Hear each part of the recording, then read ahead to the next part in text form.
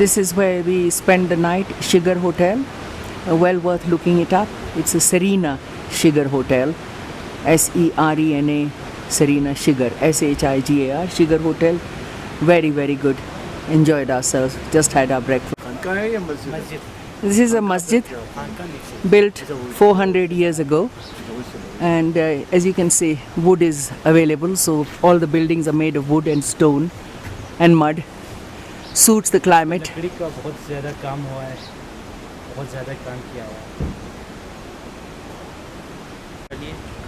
मैं कोयली शिगर में रहता हूँ और ये 400 साल पुरानी मस्जिद है। ये शिगर फोर्ट के बिल्कुल ही करीब है, दामन में ही। इस पे लकड़ी का बहुत खूबसूरत तरीके से काम किया हुआ है और ये देखने के लिए और मस्जिद और खानका देखने के लिए बाहर से भी फॉरेनर भी इफ्तिखार अली, मैं शिगर वैली में रहता हूँ और ये मस्जिद 400 साल पुरानी है।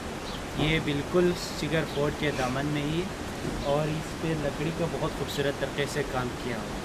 ये देखने के लिए बाहर से फॉरेनर भी आते हैं। ये I'll translate quickly. This is Iftikhar Sahab. He lives here in Shigar Valley, and this masjid is literally 1 minute walk from the fort, Shigar Fort, which is now turned into a hotel, and Serena Shigar Hotel. And we just came out this morning, literally 1 minute. Then we'll go to Khanka, and he has spoken in Urdu, and now I have translated it in English for the rest of the people who don't know Urdu. And he says that lots of foreigners come to see this because it's basically all woodwork, and it's 400 years old, and there is a Khanka, and he's going to take us there, inshallah, God willing. A good sign of development is that wherever there is a flat space, they are building, putting a few chairs up, and people can eat and basically spend some money, be local tourists. And look at the water. There's no shortage of water here because it melted glacier water.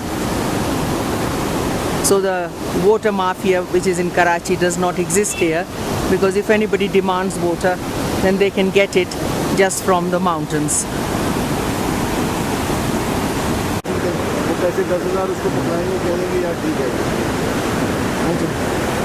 This is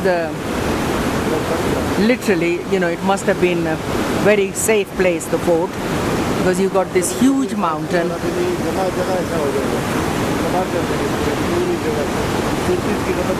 The young guide was telling that they've started selling land to people from rest of Pakistan. So when they come, the infrastructure will improve, which I totally agree with. I have no problem with the building.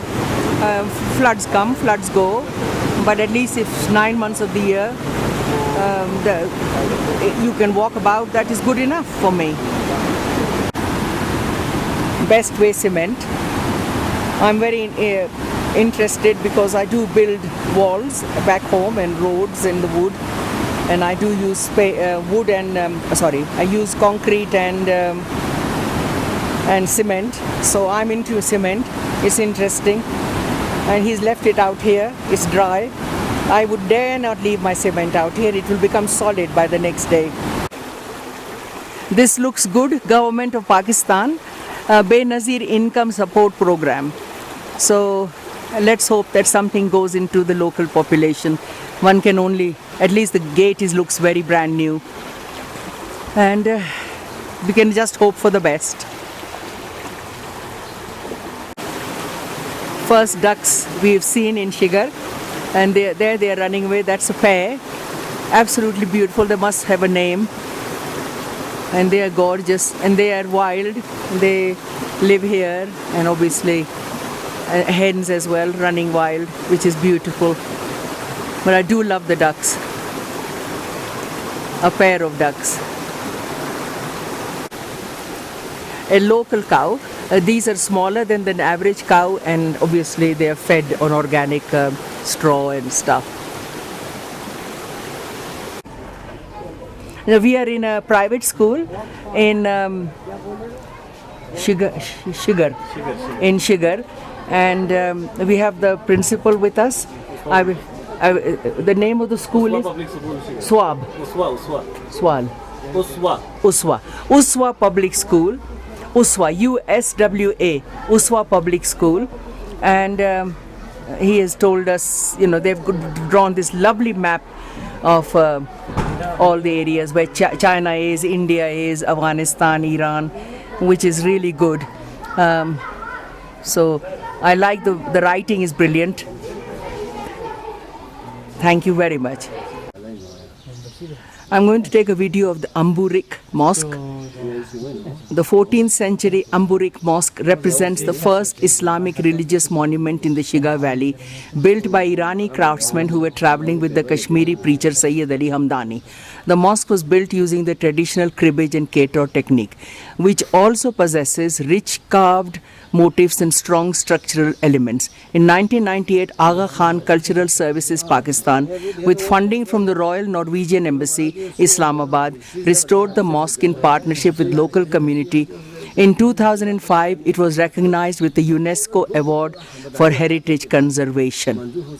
And this is just a little bit of view of where it is. So this was the first mosque in the Shigar Valley.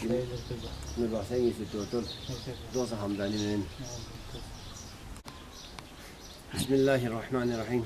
ये मस्जिद 1373 सन ईस्वी 794 हिजरी में सईद अली हमदानी साहब ने बनाया है।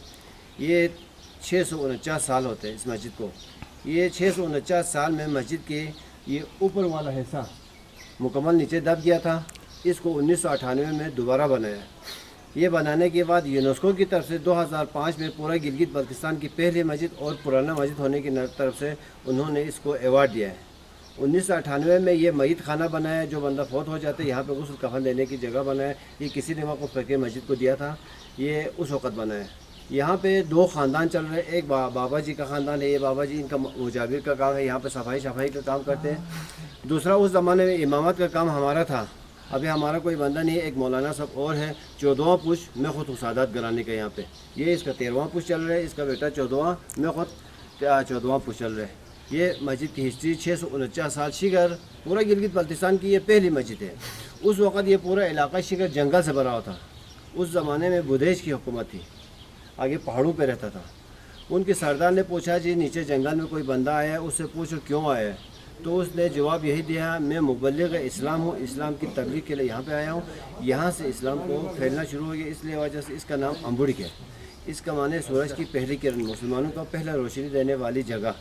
इसका नाम, इस गांव का नाम भी अम्बुरिक रखा हुआ है। इस मस्जिद की मुनासिबत से पूरा गांव का नाम अम्बुरिक रखा है।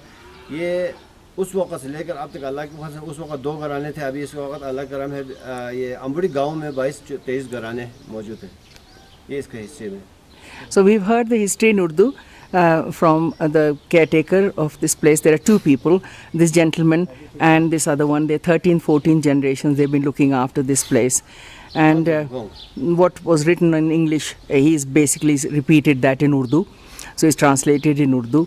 So both English and Urdu. This is the award presented. You can read it yourself, but I've explained quite a bit. So a lot of work, good work is being done here to preserve the heritage. This is the local cow. It's very, very small breed. She's fully grown and a little bit malnourished, as you can see. But then that is the whole of the place. It's not very rich. And there is the, where we just did our prayers. It's a beautiful place, very peaceful.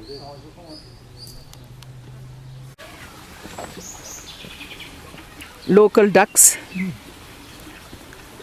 because they say that they keep ducks for eggs and meat, because the hens, they are very easily they get Newcastle disease and die. So the ducks are happy because they've got water everywhere.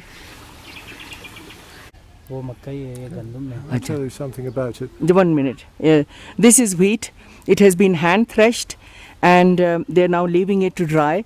Next door is cornfield.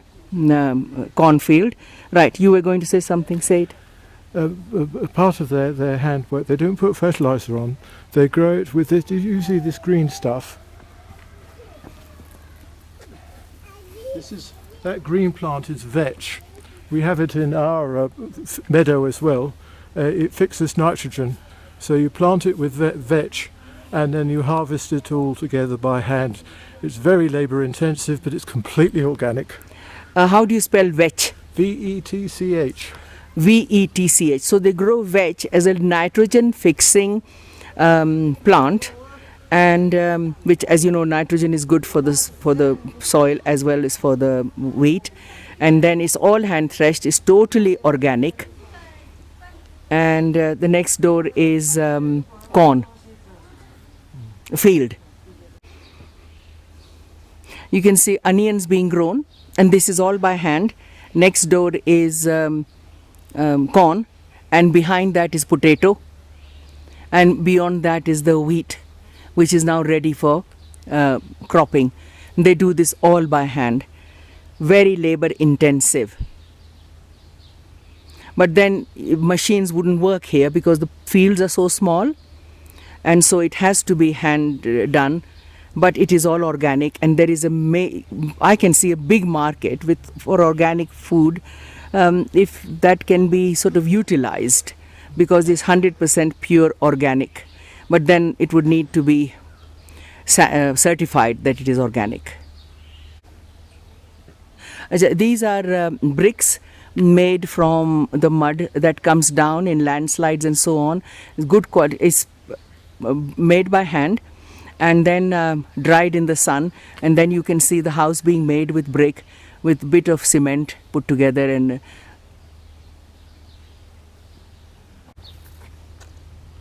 And these are wildflowers, and as you can see, it's covered in pollinating insects, which obviously are very good for the fields. And there is the water. The field is irrigated. These are all irrigated fields, not rain. Like in England, we have to rely on rain. Now with 40 degrees Celsius temperature, it's not going to be good. And the rainfall is going to decrease or whatever unless we do something about it. And here they have got melting snow, so they are making, watering their fields using the mountain-felled streams, which are full of nutrients because they have got the minerals and elements dissolved in them. So very good water really.